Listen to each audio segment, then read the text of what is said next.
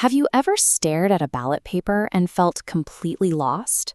None of the logos seem to represent your life, your struggles, or your community. If you feel that way, you are definitely not the only one. These two numbers follow each other closely. When nearly half of a generation is struggling to find a job, it is no wonder that over 60% of voters decide to stay home on election day. Political scientists have a term for this.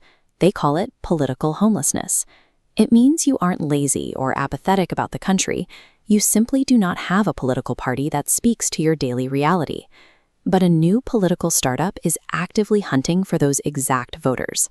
Founded by Gayton McKenzie and Kenny Kunene, the Patriotic Alliance, or PA, is positioning itself as the loud, disruptive answer for the politically homeless. Instead of relying on the historical stories of the anti-apartheid liberation struggle, the PA speaks directly to today's youth through viral social media posts. They are building their movement on right-wing populism, a style of politics that focuses heavily on local protectionism and traditional values. By focusing so heavily on the immediate struggle for work and safety today, the PA is building an entirely new base of voters from the ground up, largely bypassing the political debates of the past. Let's look at their actual economic plan. The PA calls it their turnaround strategy, but for the young people they are talking to, it is really about immediate survival. It's about the hustle. First, they want to completely scrap current Black economic empowerment laws. The PA argues the current system is broken, enriching a small, already established elite instead of reaching the citizens who actually need the help. To replace it, they propose a new model. Corporations would pay a 1% empowerment levy. That money flows straight into a newly created state bank, which then issues low-interest loans directly to young entrepreneurs so they can start their own businesses. The next step in their plan is keeping resources in the country.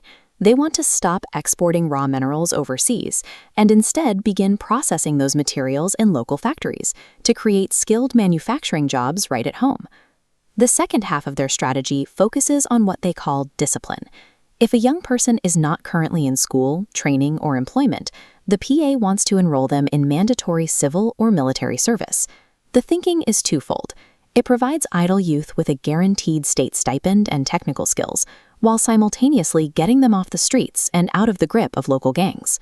You can see why this works on the campaign trail. If you are a 20-year-old with zero job prospects, the PA takes intimidating, high-level economic theory and turns it into an aggressive, direct promise to put cash in your wallet and a routine in your day. The other major pillar of the PA's appeal is a strict South Africa first conservatism. They lean heavily into national identity, and they place an intense focus on securing the country's borders. Their most famous slogan is Abahambe, a Zulu phrase meaning "they must go." It is a direct, unapologetic call for the mass deportation of all undocumented immigrants. The PA backs up this talk with physical action, organizing active, sometimes armed, citizen patrols along the Zimbabwean border to physically block people from crossing. The party justifies this extreme stance by directly linking illegal immigration to the daily struggles of South Africans. They blame foreigners for taking jobs, straining public health care, and driving up crime rates. However, critics see this differently. They worry that treating desperate people who are looking for a better life as if they were a literal invading army changes the national conversation in a dangerous way. These critics argue that blaming foreigners is a highly effective smokescreen. It deflects attention away from the government's own failures in creating jobs or maintaining infrastructure, and it risks sparking dangerous xenophobic violence against innocent people. Whether you agree or not, harsh immigration rhetoric is a highly effective populist tool. It gives a desperate electorate a clear enemy to point at, and a promise that removing them will immediately make their lives safer. So that is how the PA campaigns. But what happens when they actually win seats and take control of local municipalities? They have definitely had some high-visibility successes. As disruptors, they have gone into communities to rapidly replace broken bucket toilets and delivered fast disaster relief like food and clothing when older parties were nowhere to be found. But that disruptive energy comes with a downside: severe instability. In coalition governments like Beaufort West, their infighting and shifting alliances resulted in a revolving door of 6 different mayors in a very short period. the party is also shadowed by constant controversies. Investigations have questioned where 3 million rand in municipal fundraising actually went, and political opponents frequently highlight the leadership's past prison sentences to allege ongoing ties to the criminal underworld.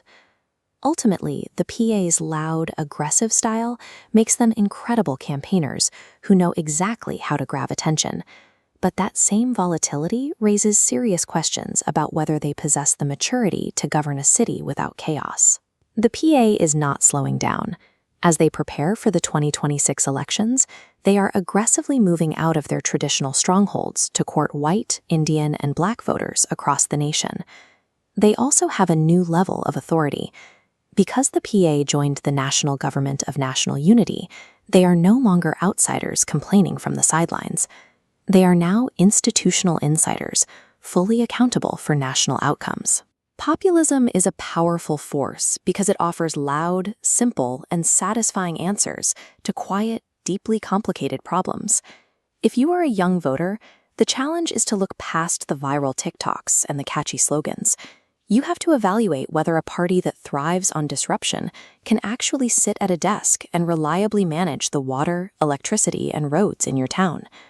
Choosing a representative for 2026 means looking at the loud promises of today and weighing them against how these leaders actually behaved when they were given the chance to lead in the past.